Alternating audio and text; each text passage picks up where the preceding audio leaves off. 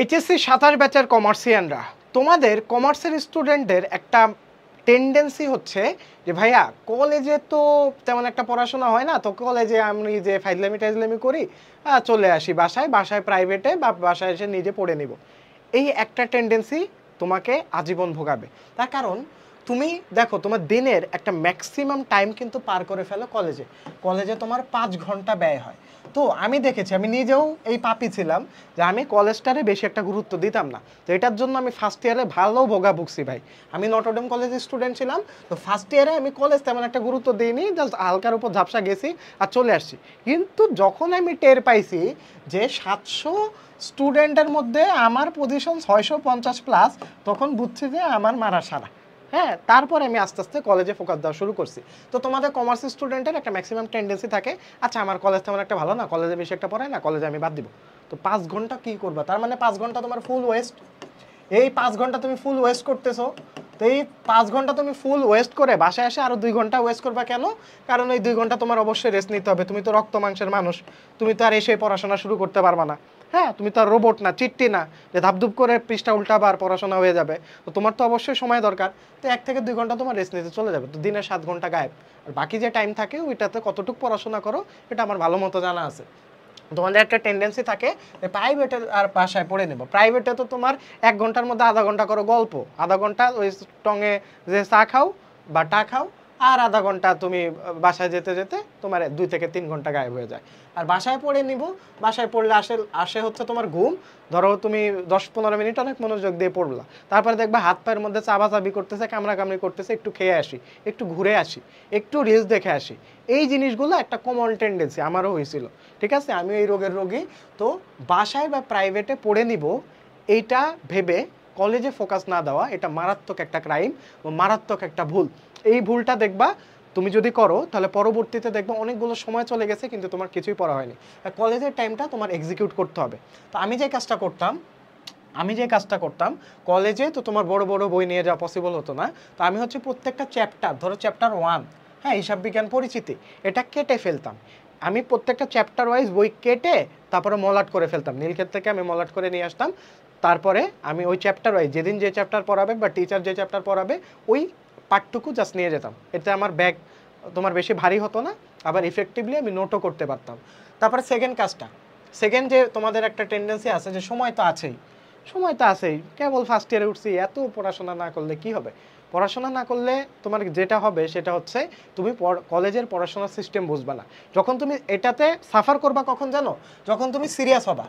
এখন সাফার করবা না, এখন এত মোটা মোটা বই তোমার গায়ে লাগবে না। কিন্তু যারা ওই যে বলে না যে জিমে তোমার ওই যে আমরা যখন বাংলাদেশে খেলা দেখে আমরা প্লেয়ারদের গালাগালি দিই, মনে হয় যে আমি নামলে একদম মানে মূলা উল্টায় ফেলাবো, কিন্তু আসলে এরকম কিছুই হয় না। আমি নামলেও কিছু করতে পারবো না, কারণ যারা খেলতেছে তারা বুঝতেছে যে ওই বল ফেস করা কতটা কঠিন।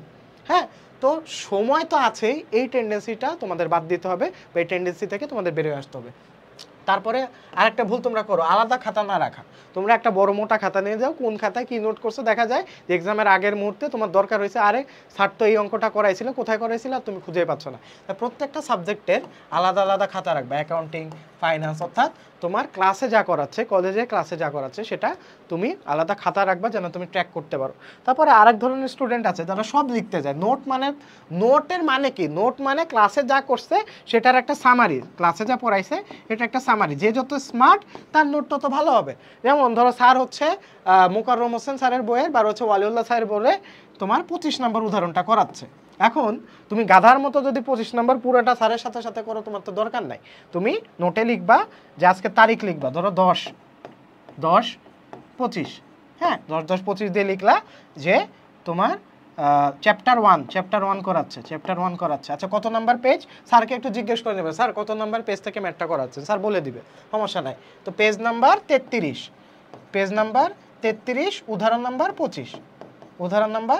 25। ধরো আগে দেখবা যে স্যার ম্যাথ করতেছে, স্যারের সাথে সাথে ম্যাথ তুললে কিচ্ছু বুঝবা না। আগে স্যার কি বলতেছে, স্যারের ম্যাথটুকু করা শেষ হলে তারপরে তুমি ম্যাথ পার্টটুকু তুলবা, যেটা তোমার মনে হচ্ছে যে ইম্পর্টেন্ট, নোট করা দরকার, ওই পার্টটুকু তুমি নোট করবা বা ওই পার্টটুকু তুমি তুলবা। আগে স্যারের কথা ফোকাস দিবা বা স্যার যেভাবে করাচ্ছে আগে স্যারের দিকে তাকায় বা স্যার বোর্ডের দিকে তাকায় ভালো মতো বোঝার চেষ্টা করবা। আমি যে ভুলগুলো করতাম শুরুর দিকে, স্যারও লিখতেছে আমিও লিখতেছি, স্যারও বিজ্ঞানী আমিও বিজ্ঞানী, ঠিক আছে, আমিও এই সেম ভুলটা করতাম। তো দেখা যেত যে স্যার বুঝায় ফেলাইছে, আমার ওদিকে খেয়ালই নাই, স্যারের সাথে সাথে ম্যাথ করতে যায়।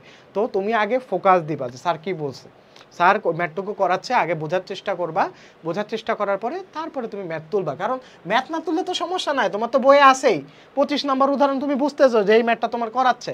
তুমি আগে ফোকাস দিবে যে স্যার কি বলতেছে, স্যার কি করাচ্ছে। এই জিনিসটা যদি ফোকাস দিতে পারো তাহলে তোমার ভালো মতো কলেজের পড়াশোনাটা তুমি এফেক্টিভলি করতে পারবে এবং কলেজের এই 5 ঘন্টা তুমি কাজে লাগাতে পারবে। এই 5 ঘন্টার মধ্যে যদি তুমি 2 ঘন্টাও কাজে লাগাতে পারো তাও তোমার জন্য এনাফ। দেখবা তোমার এই 2 ঘন্টা যে তুমি পড়াশোনা করতেছো এটা তোমার সেলফ রিলিফ। তুমি যখন প্রাইভেট পড়বা বা ব্যাচে পড়বা তখন দেখবা এই জিনিসগুলো তুমি পারতেছো, তোমার মধ্যে একটা ভালো লাগা কাজ করবে। কিন্তু তুমি যদি এই 5 ঘন্টা একদম ইগনোর করে ফালায় দাও, এই 5 ঘন্টার প্রতি তুমি সময় না দাও, সাফার করবা, কিন্তু পরবর্তীতে নিজের উপরেই তোমার প্রেশার পড়বে। হ্যাঁ, তো বার্ডেনটা বাড়ায়ও না, বোঝাটা বাড়ায়ও না। আর অ্যাকাউন্টিংয়ের সবথেকে বেশি গুরুত্বপূর্ণ হচ্ছে টাইপ ওয়াইজ সলভ করা। তো টাইপ ওয়াইজ সলভ করার কাজটা আমাদের এই একাডেমিক কোর্সে করে দেওয়া হয়েছে ভালো মতোই।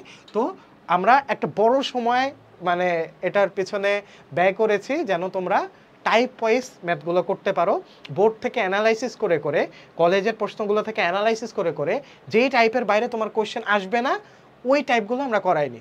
হ্যাঁ, অর্থাৎ যে টাইপের বাইরে কোয়েশ্চেন আসবে না ওই টাইপগুলো বারবার করিয়েছি, আর যে টাইপগুলো বেশি একটা ইম্পর্টেন্ট না ওই টাইপগুলো স্কিপ করে দিয়েছি। অর্থাৎ আমাদের কোর্সটাতে তুমি যদি ডেমো ক্লাসগুলো দেখো তাহলে বুঝতে পারবা কতটা কোয়ালিটি ফুল করে আমরা কোর্সটা নিয়েছি।